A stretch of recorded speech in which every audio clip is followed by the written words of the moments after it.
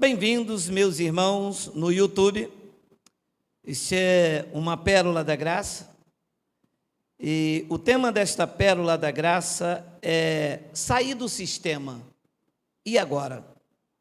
Esta é uma pergunta que me chega aos centenas e centenas de perguntas de pessoas que não têm aonde se reunir e têm esta curiosidade. Nós somos seres humanos sociáveis e aprendemos que congregar é saudável. Nós não temos nada contra a reunião. Nós não temos nada contra quem se reúne nas igrejas. Nós somos contra o que se fazem na reunião em nome de Cristo. É diferente. Se reunir é saudável. A reunião pode ser qualquer dia, qualquer hora. Pode ser na rua, na chuva, na casinha de sapê, não importa o local. Você pode se reunir aonde você quiser. Nós nos reuníamos na nossa casa. E na minha casa se tirava a privacidade. Nós tínhamos que tirar os utensílios do banheiro, tive que botar cadeado que o Miguel comia meu Danone tudinho. Então começou a tirar a nossa privacidade. E alugamos um espaço, uma lojinha, cabia 18 pessoas, dividíamos o valor, ajudávamos os necessitados, e isto foi crescendo conforme Deus quer. O homem não pode ter nada se do alto não lhe for dado. Não adianta esse negócio de falar, eu vou abrir. Se Deus não quiser, não abre. Não adianta o homem falar, eu vou fazer. Se Deus não quiser, ele não faz. Então, tudo está debaixo do controle de Deus. E eu disse um abençoado o seguinte: você pode ter um entendimento, pode ter sabedoria para aplicar esse entendimento. Se você não tiver unção de Deus, ninguém procura esse entendimento. Você pode não ter sabedoria nenhuma, pode ter pouco conhecimento, mas se a unção de Deus estiver na sua vida, as pessoas vão procurar o pouco que você sabe por causa da unção de Deus que está na tua vida. Então, a pergunta que as pessoas me fazem é: eu saí do sistema, e agora? Eu vou fazer o quê? Abre para mim, Miguel, por favor, Gálatas, capítulo de número 1, versículo de número 11. Depois eu vou entrar no capítulo de número 2, olha que interessante, a epístola de Paulo aos Gálatas: faço-vos, porém, saber, irmãos, que o evangelho por mim anunciado não é segundo o homem. O evangelho segundo o homem, você sabe, né? Puxa, prende, passa, leva essa fita, bebe esta água. Isto é o evangelho segundo os homens. 12, porque eu não o recebi, nem o aprendi de homem algum, mas mediante revelação de Jesus Cristo. 13, porque ouviste qual foi o meu proceder outrora no judaísmo, como sobremaneira perseguia eu a igreja de Deus e a devastava. Segura, o proceder no judaísmo. Então, Paulo era hebreu dos hebreus, de hebreus. Paulo praticava o farisaísmo, ele era o orgulho judaico. Então ele tinha um grande proceder. Diz que como sobremaneira perseguia eu a igreja de Deus e a devastava. 14, e olha o homem, na minha nação, quanto ao judaísmo, o que dizia a respeito à religião judaica, diz que avantajava-me a muitos da minha idade, sendo extremamente zeloso da tradição de meus pais. Então aqui começa a se encaixar o que eu quero passar para alguns irmãos. Porque a pessoa diz assim: mas eu sou líder do coral, eu sou professor da escola dominical, olha, pastores, presidente de convenção me ligam, eu ouvi a tua mensagem, e agora? E agora?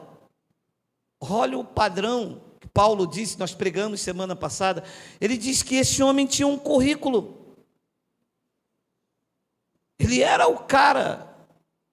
Ele era um homem que, segundo ele, quanto ao judaísmo, ele avantajava-me. São palavras de Paulo. Depois ele diz no versículo de número 15: quando, porém, ao que me separou antes de eu nascer, e me chamou pela sua graça, aprouve, 16, revelar seu Filho em mim, para que eu o pregasse em gentios, sem detença, disse Paulo, eu não consultei nem carne nem sangue. Então, o homem era o orgulho judaico, de Hebreus, da tribo de Benjamim, do rei Shaul, e o seu nome é uma referência ao rei Shaul, era Saulo. Mas diz que quando a graça chegou na vida dele, quando a revelação da graça chegou na vida dele, quando o Cristo ressuscitado se manifestou na vida de Paulo, ele diz que sem detença, ele não consultou carne e nem sangue. Ele não foi ao pastor e perguntou: pastor, eu descobri que a ceia na verdade é a Páscoa, o que é que o senhor acha? Ele não fez isso. Ele não foi até o chefe do sinédrio e perguntou: o batismo agora é na cruz, o que o senhor acha? Quando a revelação chegou, Paulo disse sem detença: eu não consultei nem carne nem sangue. E lá na igreja de Filipe ele disse: olha, tudo o que eu aprendi, eu tenho como refúgio. Tudo o que ele aprendeu de Gamaliel, diante da sublimidade do conhecimento de Cristo, diz que ele reputou aquilo como nada. Então aqui começa a guerra de uma pessoa que diz: eu saí do sistema, e agora? E agora não consulta nem carne nem sangue, e siga a voz que fala ao teu espírito. Ele te chamou pela sua graça. Mas é que fica uma guerra indecisa. Mas eu canto no coral. Mas é porque eu sou o chefe da convenção. Mas é porque eu tenho um salário. Meu amado, não diga que você é cristão. Cristão não se prende a dinheiro, não se prende a salário, não se prende a cargo, não se prende a título. O cristão em que a espada do Espírito entrou na sua vida, separou juntas e medulas e cortou, arrebentou com as algemas. Ele é livre, está preso a Cristo. Então ele diz no versículo de número 17, interessante, olha só: nem subi a Jerusalém para os que já eram apóstolos antes de mim, mas eu parti para as regiões da Arábia e voltei outra vez para Damasco. Vou perguntar aos apóstolos. Ele diz: eu? Me foi revelado, eu estou em graça, não vou perguntar nada a ninguém. Porque se eu for, eles vão dizer que o diabo está falando na minha boca. Eles vão dizer que eu estou desviado. Vão dizer que eu estou desigrejado. Vão dizer que tem que dar dízimo sim. Vão dizer: cuidado com esses pastores no YouTube, saravá.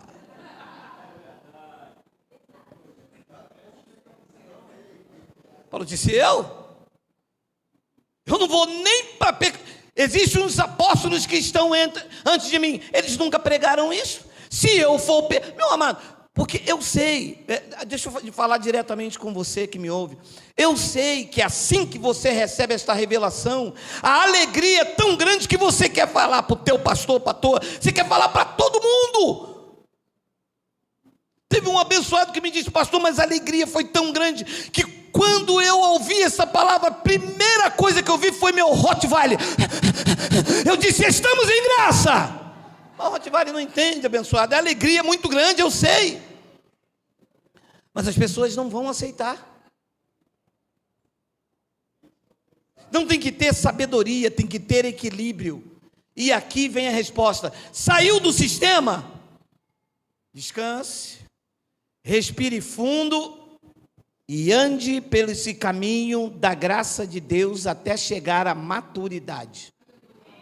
Não discute, não confronte, não debata. Paulo disse a Tito: evita debates e questões tolas acerca da lei. E ele deixou esse recado. Olha lá o que diz o 18, olha só, olha.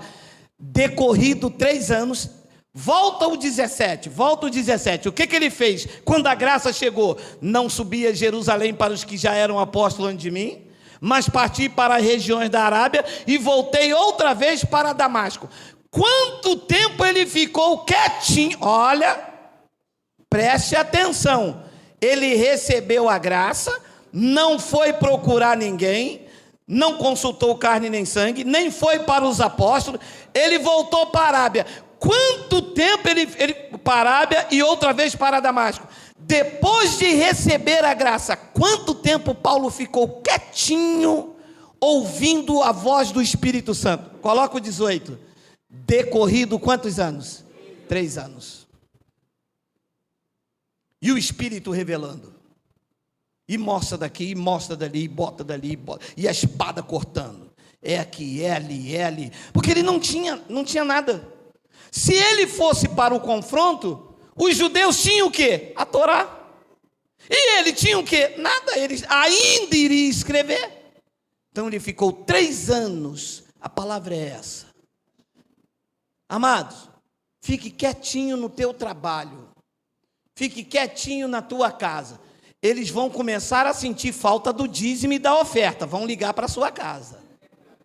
Eles não vão sentir falta de você. Eles não cuidam de você. Eles cuidam do teu bolso. O cofre vai arriar. Eles vão ligar. O que foi? A irmã subiu. O que é? Aí você diz: não, eu não estou consultando nem carne nem sangue. Eu estou quietinho na minha casa. Não discuta, não confronta, porque teve uma abençoada que falou para o pastor dela: o quê? Vocês vão morrer, vocês vão pagar. Tem um pastor no YouTube aí dizendo que não tem que dar dízimo. Quem é esse pastor? Geraldo. Daqui a pouco o cara vem para cima de mim, meu amado. Eu falei: calma, meu amado. Não, calma nada, que você está tirando o rebanho de lá, que não sei o quê, que papai. Não estou tirando ninguém, meu amado, eu só li o evangelho. Eles não pregam o evangelho. Então Paulo disse: olha, 3 anos. Mas eu acredito que Paulo estava com uma vontade, né, meu irmão? Se enchendo da graça, né? Mas olha o relato, por causa do horário. Olha lá, 19. E não vi outro dos apóstolos, senão Tiago, o irmão do Senhor. Isso depois de 3 anos de receber a graça. 20. Ora, acerca do que vos escrevo, eis que diante de Deus testifico, não minto. 21. Depois, fui para as regiões da Síria e da Cilícia. 22. E não era conhecido de vista das igrejas da Judéia que estavam em Cristo. Quantos anos já tinha passado que ele conhecia a graça? Guarde isso.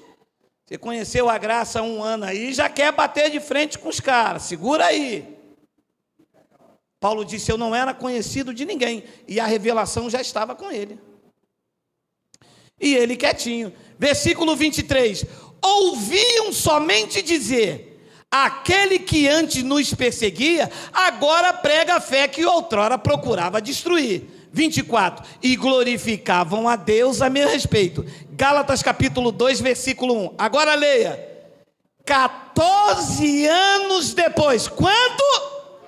Mais 3. Aí chegou a hora do confronto. Não é do dia para a noite. As pessoas pensam que eu caí aqui de paraquedas. Eu estou em evidência no YouTube agora, e vários lugares aí onde a gente passa pregando. Mas a minha caminhada neste evangelho, eu já apanhei muito, eu já bati muito, eu já preguei muito, eu já fiquei muito tempo em silêncio. Tudo tem um tempo determinado, abençoado. Primeiro ouça como eu ouvi, como Paulo ouviu. Primeiro ele ficou 3 anos lá, só ouvindo o Espírito ministrar. Ele saiu, foi lá na Síria, na Cilícia, não viu ninguém, viu Cefas, viu um dos apóstolos. Ele deve ter coçado a língua e disse: não, se eu for para o confronto agora, os caras vão me detonar. Deixa eu ficar mais um pouquinho aqui só ouvindo. Disse então que 14 anos com 3 que você leu, 17, o tempo chegou. Aí, meu irmão, o pau quebrou. O primeiro a entrar foi Pedro. Ele disse: Pedro, tu não andas segundo a verdade do Evangelho. Era líder, coluna, mas ele estava agora na plenitude da revelação. Amado, tem muita coisa ainda para se aprender. A graça de Deus não é apenas não dar dízimo, não comer pão, não beber suco. A graça de Deus é profunda. A graça de Deus é inesgotável. A graça de Deus é um mover do Espírito Santo e não um mover de homens. Isto não vai acabar nunca, como nunca acabou. Ninguém pode destruir a graça de Deus. Ela é indestrutível. Então você saiu do sistema? Espere o tempo de Deus. Se alimente desta palavra. Busque conhecimento. Veja outros pregadores no YouTube. Faça um radar da graça de Deus. Veja se está em linha com as epístolas de Paulo. Tem dízimo? Não é graça. Também não discuta. Fique na sua.